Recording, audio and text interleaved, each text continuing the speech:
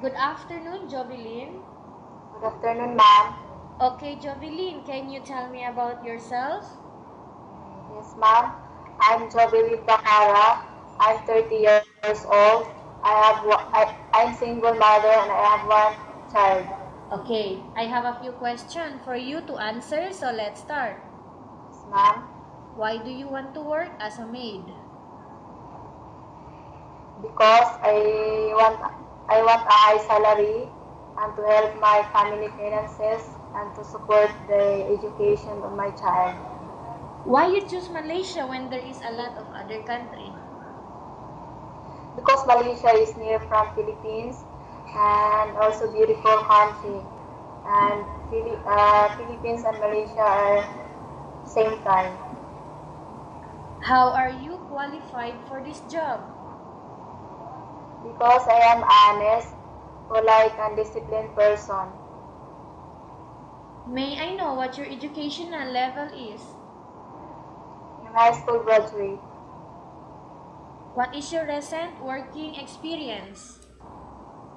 Ma'am, I'm working as a housemaid in the Philippines for 1 year. Have you worked abroad before?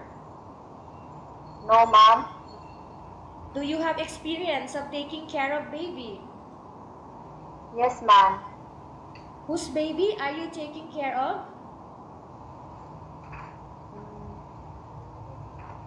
The baby of my employer. Okay, baby of your employer. How about elderly? No, ma'am, but I'm willing to learn. Do you have any other special skills? Yes, ma'am. Um, Washing, cleaning, ironing, and Okay, are you willing to learn new skills? yes, ma'am. Are you willing to work with a family where the mother-in-law or any relative stay together? Yes, ma'am. Okay, currently, are you still working now? No, ma'am. Do you know how to cook? Yes, ma'am. Only Filipino food, but I'm willing to learn to cook food and Asian food. Okay, what sort of food can you cook? Like, how about Chinese Yeah. food, European, Indian food, and Malay food?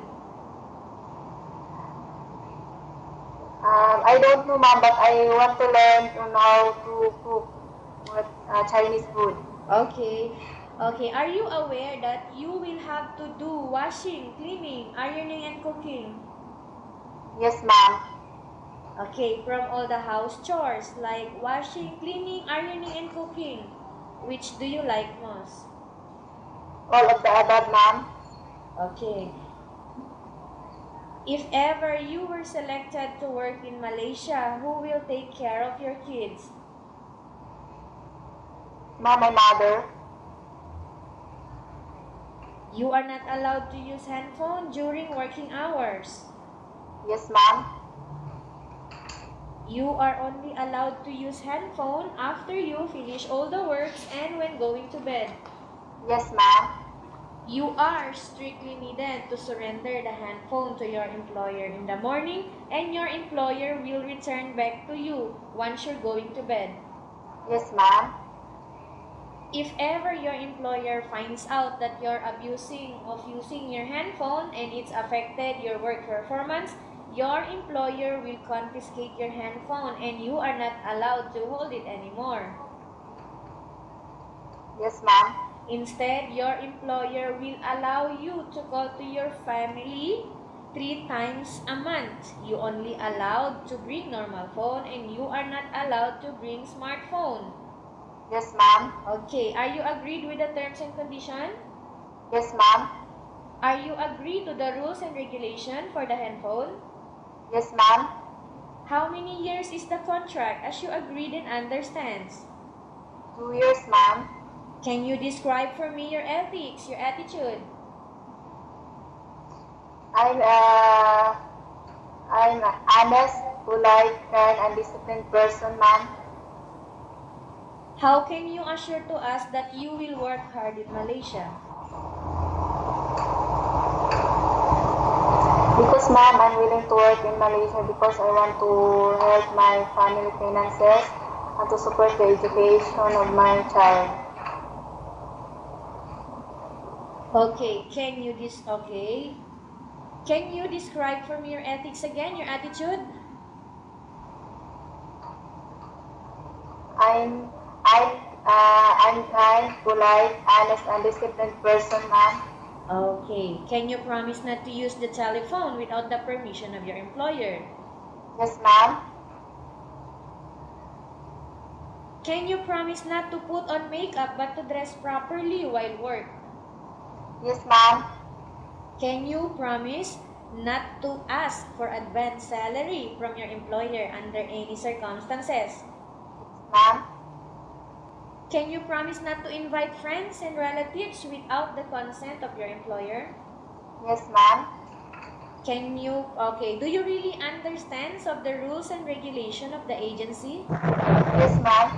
Do you pay any placement fee for you to come to Malaysia to work as a maid? Yes, ma'am. Okay. Do you pay any placement fee for you to come to Malaysia to work as a maid? No, ma'am.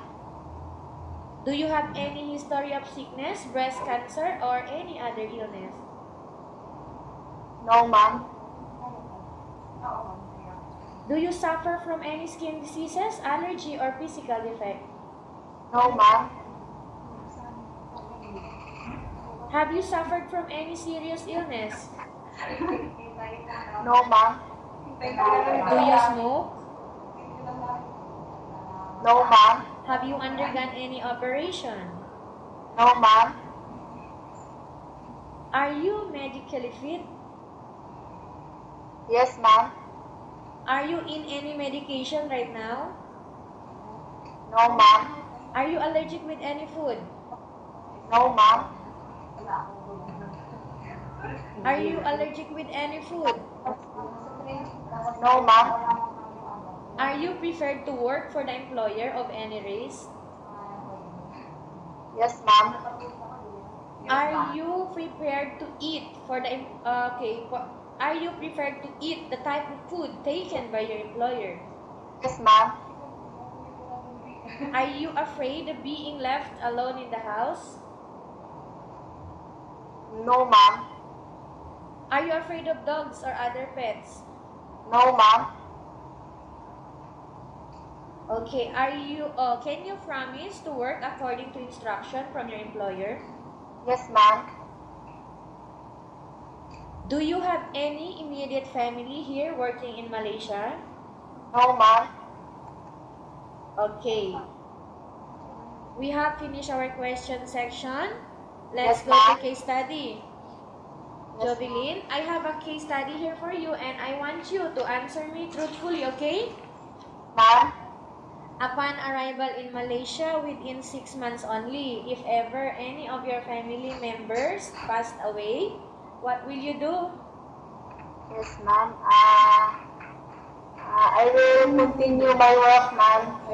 I will continue my 2 years contract before I'm leaving in Malaysia. Okay.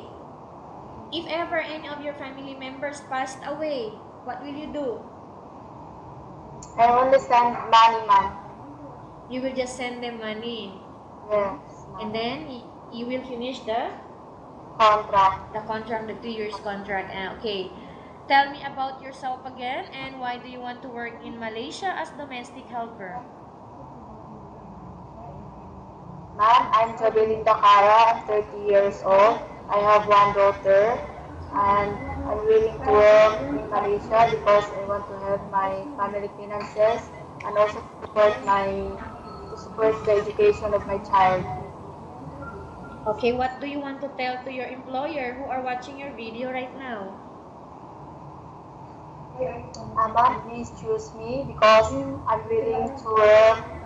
I'm willing to work in Malaysia because I want to help the family finances and to support the education of my child. Okay, thank you very much, Juvelyn. We will update to your agency if there is any selection made by the employer. Yes, ma'am. Thank you very much.